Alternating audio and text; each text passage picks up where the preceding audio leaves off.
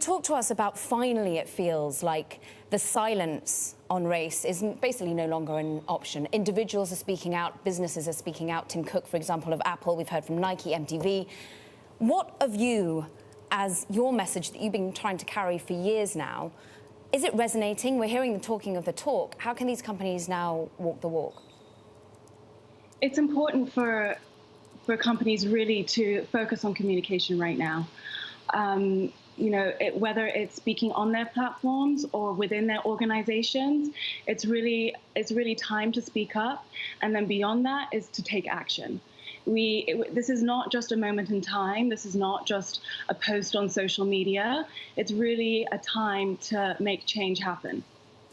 What about what you've experienced, such as yourself, a black entrepreneur building a business?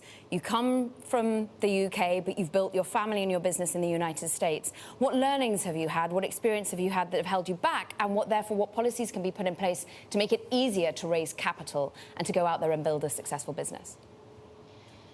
There have been so many challenges. It was really when I was trying to raise money, fundraise for my company, it was very difficult for investors to take me seriously as a woman of color, a woman in general, a woman of color who was both the creative and the business leader behind my company. And that mentality really needs to change. So, I mean, how do you sort of address that, Carly? I mean, you're in a perspective where, I mean, you obviously you have your own company. When you look at some of the big sort of fashion companies out there, some of them do have creative directors that are people of color, but a lot of them have kind of resisted that, or at least haven't publicly embraced it in a way that we've seen others have. So, I mean, what is sort of the message that you give to them to say, you know, go down this road? It's time for change right now. They need to be hiring black people at the executive level so that change can really trickle down.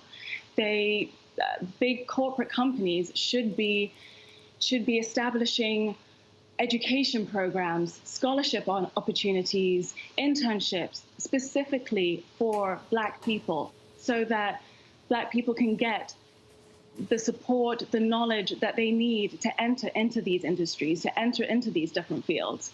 In the fashion industry in particular, I'm on the board of the Council of Fashion Designers of America, and we are taking the first step in creating a program, an employment program that is about placing black people in all different sectors of the fashion industry to really try and make this industry much more racially balanced, more than it has been.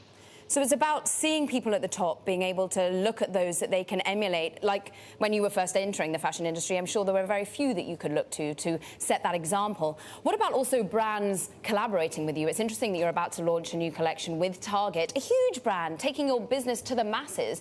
How much can we see these larger corporations partner with black-owned, black-run businesses to ensure that this isn't just a moment in time and that this is indeed change for the long haul? Absolutely. It can't be a moment in time. These big corporations, banks, investors, they need to invest in black people. They need to invest in black-owned businesses. They need to have black people making the decisions at the executive level as well. My partnership with Target has been amazing for my business. It's been in the works for over a year now, and it's finally about to launch. But it's really given my brand the opportunity to get this broad exposure.